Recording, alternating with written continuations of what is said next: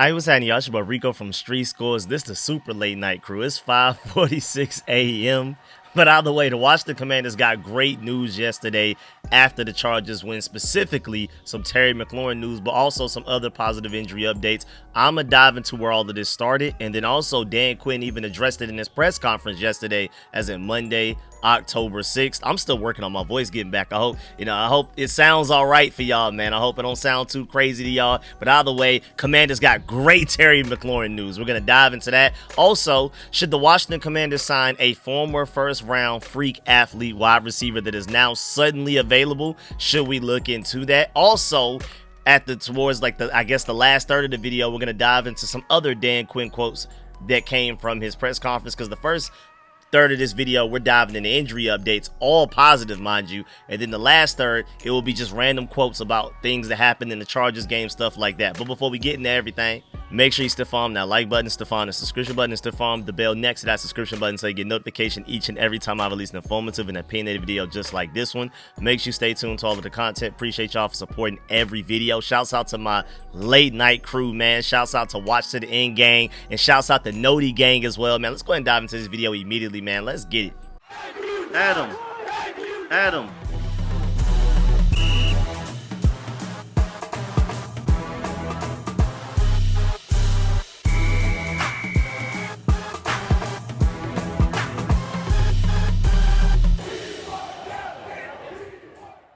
All right, so assuming that most of y'all that clicked on this video probably came for Terry McLaurin and whatever the positive news is for that. So we're going to go ahead and get that out the way first. I'm not about to sit here and hold y'all's attention spans hostage or anything like that. Let's talk about Terry first. So we potentially have Terry McLaurin and others returning versus the Chicago Bears in this upcoming Monday night game. John Comm said on the radio yesterday morning that if he had to guess, he feels like Terry McLaurin will play Monday night versus the Chicago Bears. Remember, that's a home game. And just to let you know, that will be on ESPN. Starts at 8:15 p.m. I'm going to start live streaming by like 7:30 p.m. So I will be live streaming the entire game, play-by-play analysis like I normally do. But again, that's a Monday night game. So that's an extra day for Terry McLaurin and these other injury guys that we're going to talk about, where that extra day may actually do us wonders in their recovery process. But again, John Comm said that if he had to guess, he thinks Terry McLaurin will play, and this came out of nowhere. You know what I'm saying? He didn't have to go out there and say this. He's saying this based off what I guess what he's hearing from behind the scenes. And so that was before Dan Quinn even had his press conference yesterday, as in Monday, October 6th. And then Dan Quinn went out there and basically confirmed John Comm's opinion. I mean, he didn't necessarily go out there and say John Comm was right, but he went out there and said basically the same thing, but in a different fashion, sort of. So when he held his press conference, he said that they're optimistic about wide receiver Terry McLaurin dealing with a quad injury, having a chance to play Monday night. He also said that wide receiver Noah Brown dealing with a groin and a knee injury, and guard Samuel Cosmi with a knee injury coming back from a torn ACL are also trending upwards as well. Dan Quinn said, quote, "We're optimistic," unquote, about McLaurin and Noah Brown returning, and the extra day never hurts. But nothing will be decided today or soon. Washington has time to figure it out and watch the guys practice throughout the week. So you'll get the first injury update and practice report after Wednesday's practice. Then you'll get another one Thursday, you'll get another one Friday, and then we'll see. Who knows? Within that time, even if Terry McLaurin doesn't necessarily look like he'll practice as of Friday, maybe Saturday and Sunday, those extra, that extra day, now that we don't play on Sunday, we play Monday night, maybe that's enough of a gap, enough time for him to prepare and get ready to play against the Bears. We'll see. But Dan Quinn, shouts out to John Comm, he said, pointed out the fact that with Dan Quinn saying that he's optimistic about Terry McLaurin for this week, and the fact that he reiterated that others like Noah Brown and Samuel Cosmi, optimistic about those guys as well, are trending in the right direction. He said having the extra day helps as well, but stop me if you heard this one before.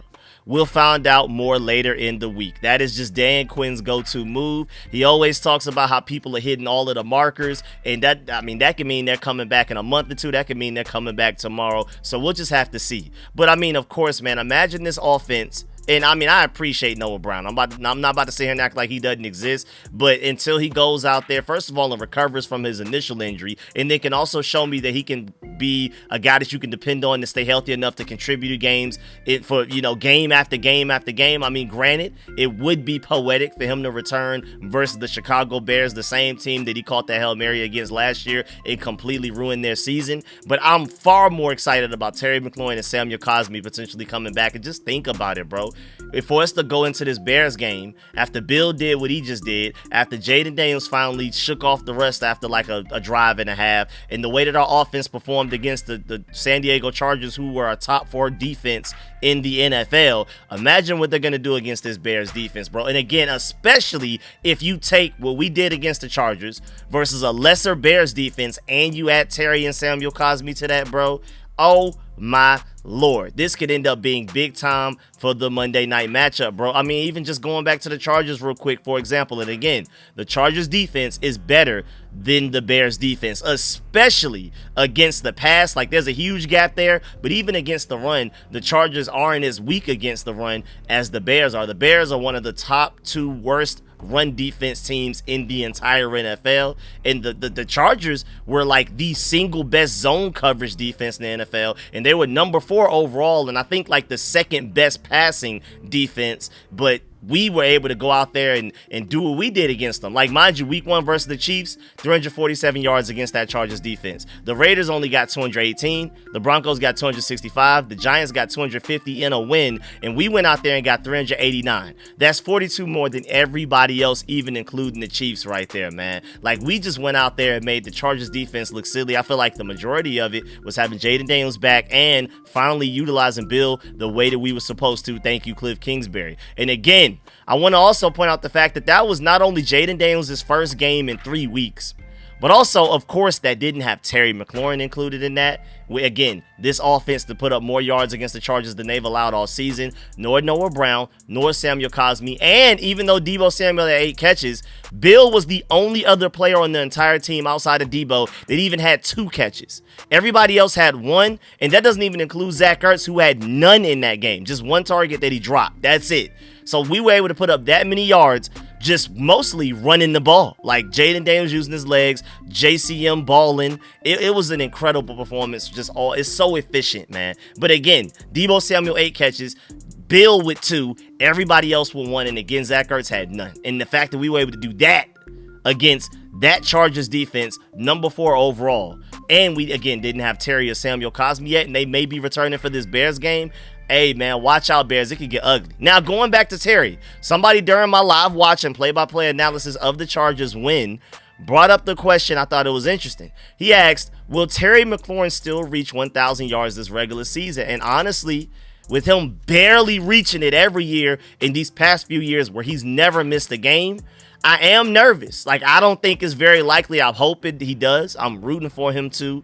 But I'm just, that was a really interesting question that doesn't even necessarily have something to deal with exactly what we're talking about right now. But since we want a discussion of Terry McLaurin, I wanted to bring that question to y'all attention. Let me know in the comment section how you feel about that. Do you think it's more likely that Terry does breach 1,000 yards or he doesn't? Because again, he barely does it every year, even while playing in every single game of that season. He's already missed 2 games. If he doesn't play against the Bears, but even though it does sound like he may end up playing against the Bears, that would be 3 games or more that he misses. So we'll see, though. Who knows? But shouts out to Josh Taylor of A to Z Sports. He talked about the McLaurin and Daniels connection is missed. The offense looked great against the Chargers, and Daniels had a strong connection with Deebo Samuel while utilizing other wide receivers like Luke McCaffrey, but nothing hits harder than the deep throws from Daniels and McLaurin. They only had the first 2 games together to start the season, and then things were a little rusty even then. But McLaurin coming back to take the offense to the next level could be huge. Hopefully the extra day can help with his quad injury after he avoided surgery, and also avoiding going on IR. Because I feel like, if the injury were that serious, after that Raiders game, they would have just placed him on IR. If they felt like he would have to miss at least minimum of 4 games, they would have put him on IR after that Raiders game, and then he would have, the soonest he could have come back was the Kansas City Chiefs. The fact that they feel like he can come back before then sounds like the Bears are quite likely, but at worst, he'll be back October 19th against the Cowboys. But again, John Comm said he guesses that Terry McLaurin does return against the Bears, and again, Dan Quinn feels like there is honestly a good chance there. But again, going back to this Jaden Daniels and Terry McLaurin McLaurin connection. I hope y'all didn't forget. The passer rating between Jaden Daniels and Terry McLaurin last season in 2024 was a 130.4. Just in case if you don't know how great that is, how insane that is, that was the best single season passer rating among a quarterback and wide receiver duo since Tom Brady and Rob Gronkowski in 2012, y'all. RG3's rookie season, man. So I know it got off to a rough start the first 2 weeks of the season. I feel like the majority of that had to deal with the Terry McLaurin holding out all offseason and barely come. He missed basically training camp the entire preseason. He came basically right as we're starting to practice, working towards the regular season. But I'm still very confident in their ability to get it back together because, first of all, if you're able to do something that no other quarterback wide receiver duo in the entire NFL has done since 2012, Brady and Gronk, I feel like at the very least, I just refuse to believe y'all can't get back on track at some point, bro. There's just no way the most unstoppable quarterback to wide receiver combo since 2012 just suddenly lost all of their chemistry and can't get it back. And then also, too, now with Bill and Debo, opposing defenses are forced to have to focus on them. So that means also now there will be less Terry McLaurin double teams. So prepare for Terry to start to go crazy, I believe, once he gets back and regains his chemistry with Jaden Daniels, because you have to focus on other parts of the offense compared to last year where we didn't have a Debo. We didn't have a Bill. You know what I'm saying? So this is a completely different offense with so many extra wrinkles and layers to the offense that defenses have to focus on and game plan against, that you're going to have to overlook Terry McLaurin from some plays. It's just it has to happen. If you keep double teaming him, Debo and Bill are just going to keep killing you. Because mind you, Terry McLaurin again was not out there against the Chargers. There was no receiver demanding double teams against the Chargers, and Debo and Bill still had the games that they had. Now imagine if Terry's out there and defenses say they choose the double team Terry like they did a lot last year. Now Debo and Bill are going to go even crazier than they just did against the Chargers. And that's scary. So again, if you're a defensive coordinator worth any money, you're going to have to dedicate resources and game planning against stopping Debo and Bill specifically, which again, neither of those guys were here last year. So now Terry McLaurin is going to be single covered, maybe even just wide open far more often than he ever was last year. So I'm preparing for Terry McLaurin to start going crazy again once he and Jaden Daniels get that chemistry back rolling. It's not even just Debo and Bill, too. Luke McCaffrey is starting to prove to defenses that he's a real threat. You have to account for him in the red zone. He got that touchdown in the red zone against the Falcons. You have to account for him deep ball-wise now as well. That 50-yard bomb that Jaden threw to him after the roughing the kicker into running in the Tress way. So now we just have multiple threats that need to be accounted for. And don't let Jalen Lane start to get busy on offense. That 3rd and 15 that he picked up for 16 yards was Jaden Daniels' first real confident in rhythm throw all game. That's really what turned the game around offensively for us. You could argue that Quan Martin's forced fumble was the thing that turned the entire game around, but Jalen Lane's 3rd and 15 16-yard catch is really with all right, Jaden looks like he's finally back. The rust is finally shaking off. So Jalen Lane is somebody you have to worry about as well, especially with he runs a 4-3-4, 4-3-3, something crazy. A defense has to account for that, even if his hands aren't the greatest yet. And then also, moving on Samuel Cosmi-wise, Andrew Wiley was an upgrade over Nick Allegretti at right guard, but Cosmi will be an even bigger upgrade than Andrew Wiley. Wiley is closer to Allegretti than he is Cosmi, and Wiley is better than Allegretti, but the gap between Wiley and Allegretti is smaller than the gap between Wiley and Cosmi. I'm going to let you know that right now. It's an even far bigger step of improvement. So Cosmi returning adds another Pro Bowler to your offensive line that already has 2 in Laramie Tunsil at left tackle and Tyler Biotish at center. That's 3 Pro Bowl offensive linemen. And then you have Chris Paul that has nearly played at a Pro Bowl level these last 2 weeks since he's gotten his opportunity to start on this offensive line. And then you have the elite ceiling rookie right tackle and Josh Connolly that has gone through the gauntlet the first few weeks. And if anything, he's going to go another few weeks now where he doesn't have to go against any elite edge rushers, particular, any specific individual top tier edge rushers. It's just a collection of good defensive lines, but he's not going to go against an Abdul Carter, Brian Burns, Max Crosby, Micah Parsons level edge rusher for several weeks now. So we should be good there as well. And again, he's only getting better, so by the time we even go against Abdul Carter and Brian Burns again, he'll be ready. And also, and if anything, having Cosmi starting pushes Wiley back to the bench. And now, at that point, once Samuel Cosmi returns to the starting lineup at right guard, that's 3 Commander starting offensive linemen from last year's NFC Championship going team now on the bench, including Brandon Coleman. So that's not only a better starting offensive line, that's also better depth as well. Now, before we move on to the second third of part of this video, football is a full go, man. Shouts out to Sleeper, man, because football has never been more fun than watching it with Sleeper, and you have a chance to 1,000 times your cash on daily fantasy football, man. Washington football is up, man, with 3-2. We're coming off of a very impressive win against the Chargers. We are favorites going into this Bears game. Jaden Daniels is playing like a top 5 quarterback in the NFL, the best quarterback in the NFC. Bill is finally being utilized by Kingsbury. And that's why I keep saying this is not a Bill breakout game. This is a Kingsbury finally learning to give Bill the ball more often breakout game. Bill Ben had this in him.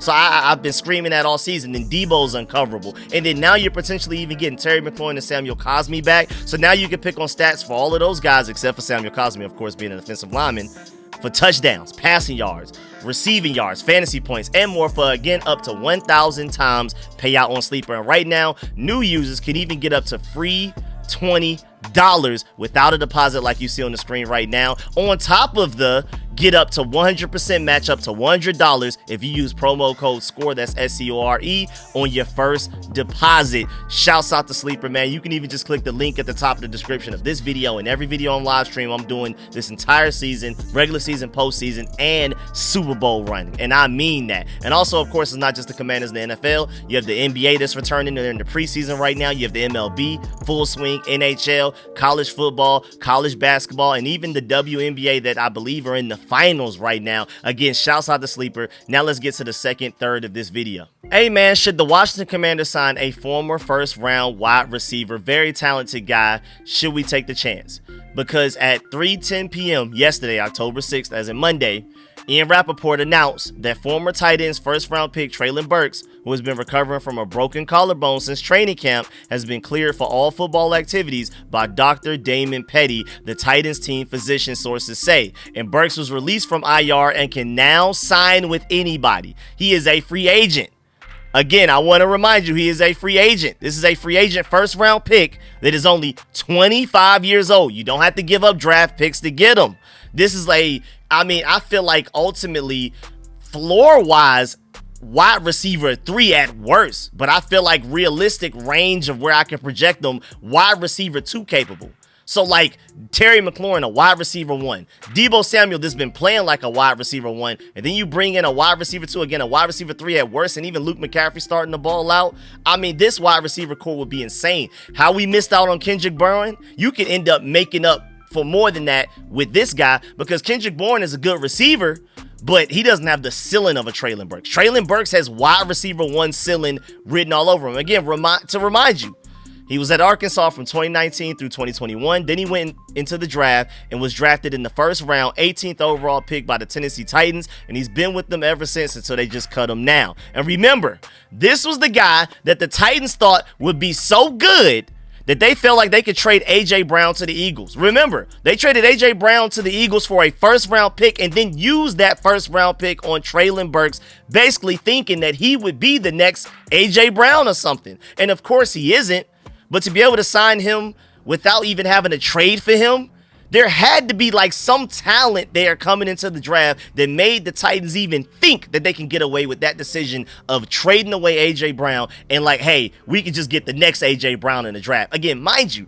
you don't have to trade for this guy. He is a free agent right now, just sitting around on the couch waiting to be called. And it's crazy too, because Lance Zierlein, his draft profile coming out of the draft in 2022, he had a first round projection. Of course, again, he went in the first round, in the middle of the first round, and his NFL comp, according to Lance Zierlein of NFL Network, was A.J. Brown with more wiggle. That's literally what it says, A.J. Brown with more wiggle. His overview of him, his draft profile, again, coming out of college. Big, smooth, and natural. Burks possesses the versatility to operate from wherever you want and get to wherever you need, no matter the competition. He's a mismatched receiver combining size, strength, and competitiveness similar to Titans' A.J. Brown. But his speed testing at the NFL Combine did not meet expectations. I feel like he's way faster on tape than what he tested at the Combine, so ignore that. I agree with that. Arkansas benefited by putting the ball in his hands from a variety of alignments, and there's no reason to believe NFL play callers won't benefit from doing the same. The way that you utilize Debo, you can do the same thing with Treylon Burks out of the backfield, screens, handling the ball, whatever. He's an insane weapon, bro. The tape is extremely exciting with real NFL skills jumping off the screen, but its potential to become a high volume, 3-level target that's short, that's behind the line of scrimmage, intermediate, and even deep ball is a little more cloudy after a relatively disappointing showing at the Combine. But again, trust the tape. He showed you all 3 levels of potential there. They said his strengths, premium size and speed ratio. Because mind you, how tall is Treylon Burks? Matter of fact, let me zoom out, scroll up. He is 6'2", nearly 230 pounds, bro. And again, I think I don't know what that testing was at the Combine. Maybe he just wasn't prepared, but I feel like he's a far freakier athlete on tape than what he tested at the Combine. But either way, premium size speed ratio, huge hands with rare weight room power for a wideout. This guy can block. You know Cliff Kingsbury loves wide receivers that can block because we are a very run-heavy offense. I don't know if y'all noticed, but a lot of Bills' great runs, not even just in this Chargers game, other games this season, a lot of Bills' best runs, Luke McCaffrey's out there hemming up a corner. That's why Luke McCaffrey plays so much. Even when he's not getting the ball, he matters. He's impacting the game in a positive way because he's able to block. Treylon Burks is a guy that can do that. He has size and body control to mismatch cornerbacks. I mean, even if he's not open, you can just throw it up to him. He can come down with the ball because he can box those guys out with his height and his strength and his just pure size. He also made 8 catches for 179 yards and 2 touchdowns against Alabama.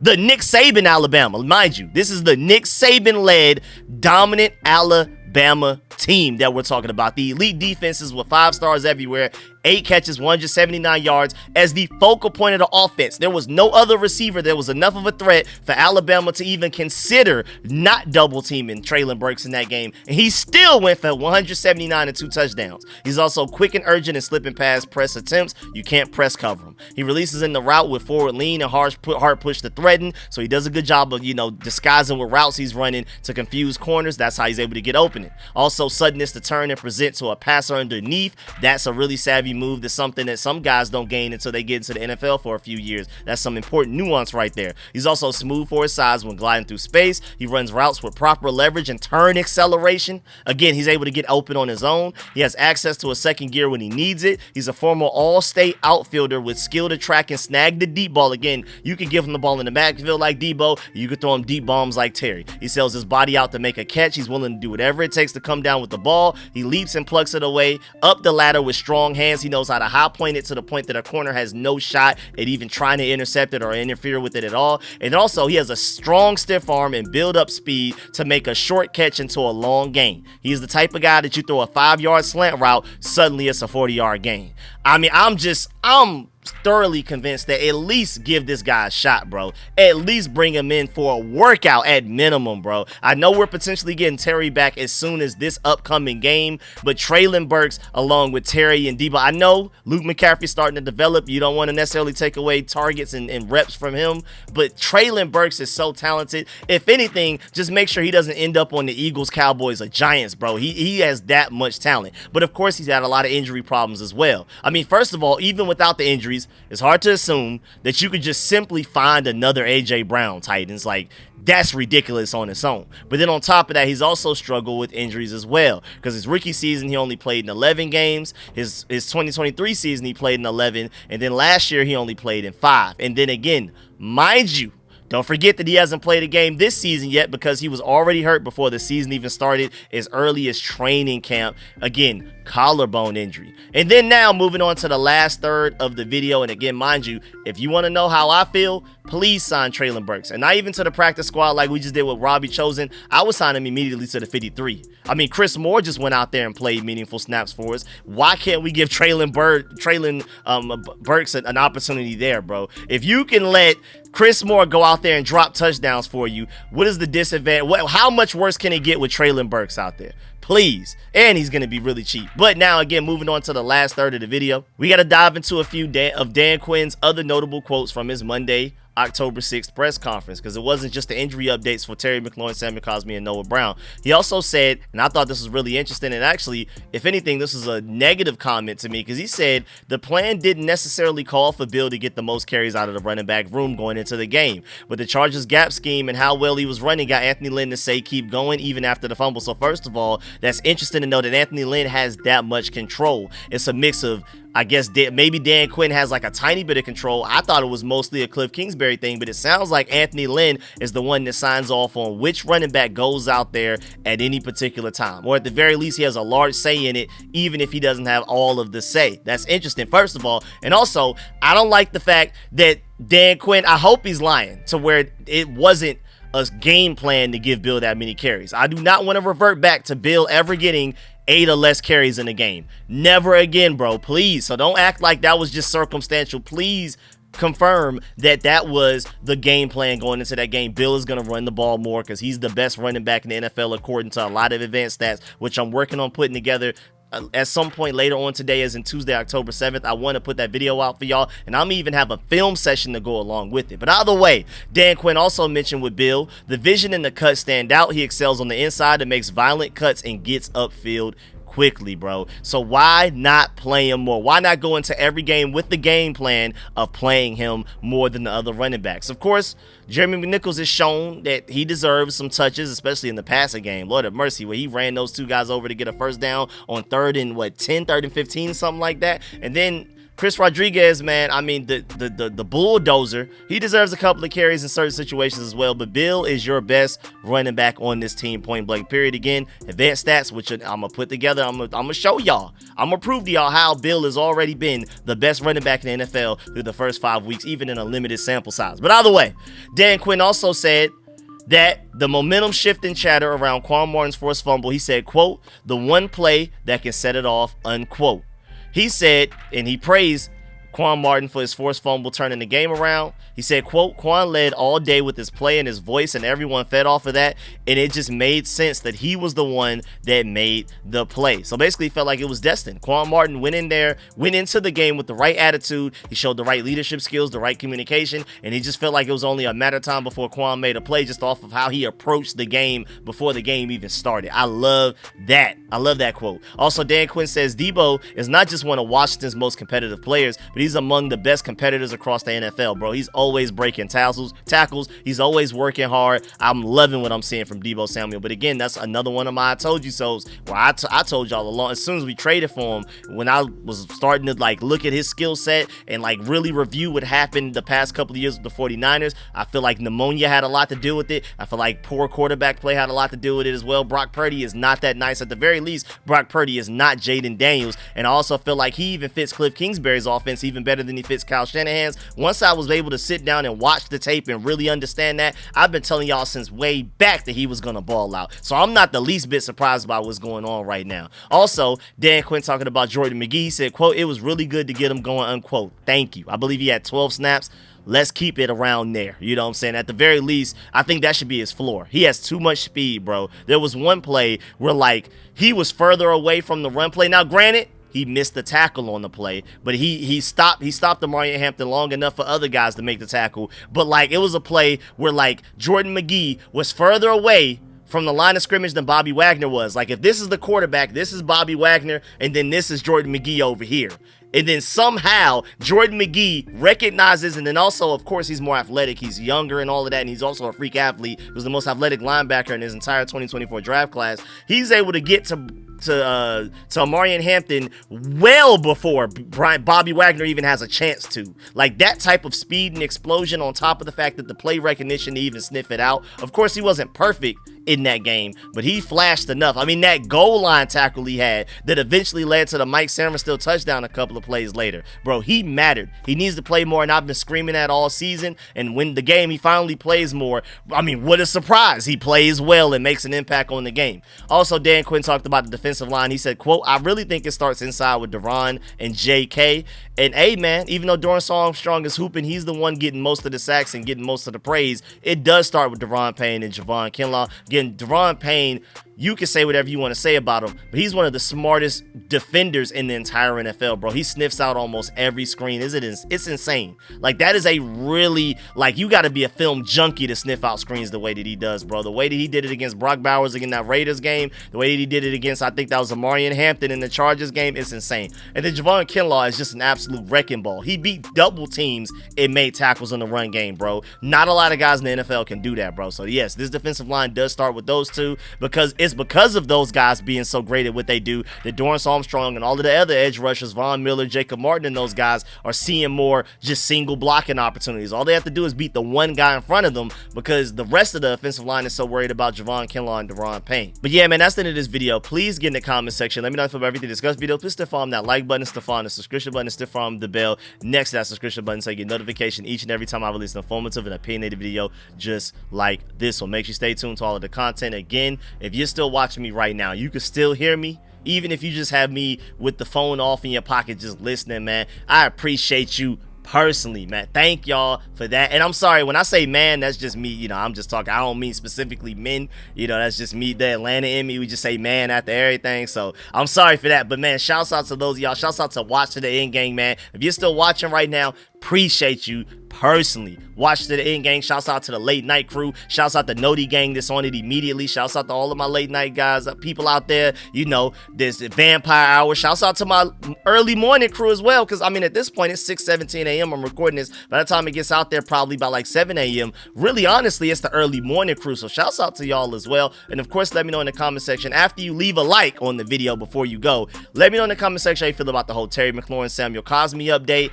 Let me know how you feel about our potential of signing Treylon Burks, who's available. Do you think we should? Or are you as passionate as I am, like, yes, definitely do it? Or are you somewhere in the middle? Or are you just like a big no? Let me know. And also let me know why you're on either side of it. And then also let me know how you feel about any of Dan Quinn's quotes, especially the fact that the game plan apparently wasn't to give Bill that many carries going in, but they just chose to feed the hot hand. No.